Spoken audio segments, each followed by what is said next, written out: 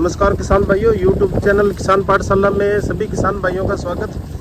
किसान भाइयों, जायद समय में मक्का फसल की जो बुआई हुई थी, अब उसकी हार्वेस्टिंग हो रही है। जिस किसान भाई ने इस फसल की बुआई की थी वो किसान हमारे साथ जुड़े हुए हैं, उनसे बातचीत करते हैं। कौन सी वैरायटी थी, कितना फर्टिलाइजर दिया, कितनी सिंचाई की और कितने समय में पक गई। नमस्कार जी। शुभ नाम बताएं अपना। मोहम्मद असलम। एड्रेस बता दें। ये बुआई हुई है वो कौन से चक में है? 9 एच में चमरपुरा खेड़ी। 9 एच में चमरपुरा खेड़ी। मोबाइल नंबर बता दें अपना। 9282 22886। 22886। असलम जी, ये बताएं कौन से समय में मक्का फसल की बुआई हुई थी? ये 15 मार्च को की थी। 15 मार्च को बुआई की थी। पहले इस जगह कौन सी फसल की बुआई थी? आलू के बाद में। आलू के बाद 15 मार्च को। और वैरायटी की बात करें, कौन सी वैरायटी लगाई? माइनर के 1899। 1899 वैरायटी। सीड की बात करें तो कितना बीज प्रति बीघा इस्तेमाल किया? ये इसका एक पैकेट गिरा था। जानी जी भी हमारे साथ। हाँ जी, 5 किलो बिकेगा। 5 किलो प्रति बीघा। जानी जी हमारे साथ जुड़े हुए हैं, इन्होंने बिजाई की थी मशीन से। जो मेज प्लांटर आता है, सीड ड्रिल की तरह ही होता है, बिजाई करता है मेड बना करके। सिंचाइयों की बात करें तो कितनी सिंचाइयाँ हुई इस फसल में होगी? इसके अंदर होगी जी लमसम 5 सिंचाई।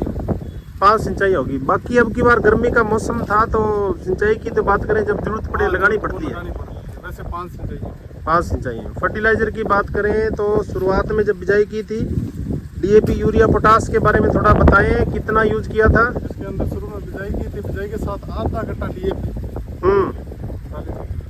उसके बाद में 1 कट्टा पर बिकेगा यूरिया जैसे सिंचाई करते थे वैसे 15-20 किलो है जो यूरिया का है जो प्रयोग करते थे। पोटास की बात करें, पोटास प्रयोग किया था क्या? नहीं किया था।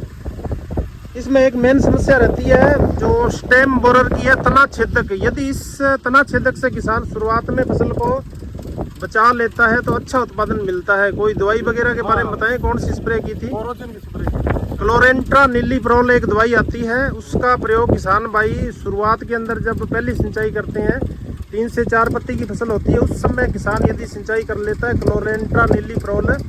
1 बीघे में कितना इस्तेमाल किया था? 5 ग्राम पर डोल। 1 बीघा में आपने लगभग 25 से 30 ml 25 से 30 ml प्रति बीघा इस्तेमाल किया। और किसान भाइयों, क्लोरेंट्रा नीलीप्रोल की जब भी स्प्रे करते हैं तो खेत में पहले सिंचाई कर ले।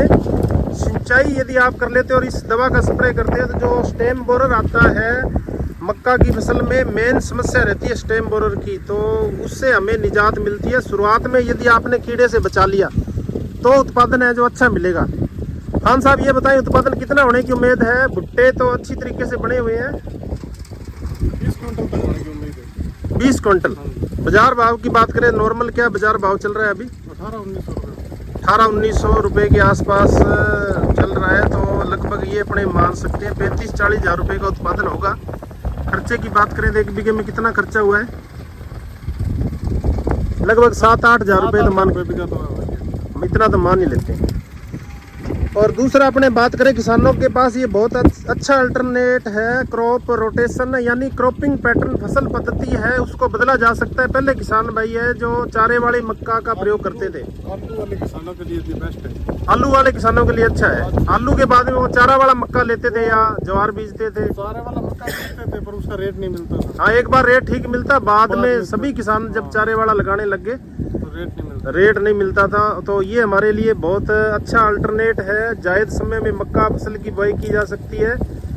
और किसान भाइयों, ये जो समय चल रहा है वर्षा ऋतु का, खरीफ समय का, इस समय भी मक्का की बुआई है जो की जा सकती है। जैसे आप बता रहे थे, एक किसान भाई ने अभी बुआई की है। 5 बीघा है जो वर्षाकालीन या खरीफ समय का मक्का की बुआई की है। इसका उत्पादन जायद से भी ज़्यादा होगा। इसके उत्पादन की बात करें जो खरीफ समय का, या 35 से 40 क्विंटल प्रति बीघा मक्के का उत्पादन हो सकता है। यदि हमने अच्छी पैकेज और प्रैक्टिस काम में ली है तो हमें उत्पादन अच्छा मिलेगा। तो अब इसके बाद में बताएं, इस जो आपने मक्का की कटाई की है, कटाई के बाद में कौन सी फसल की बुआई करोगे?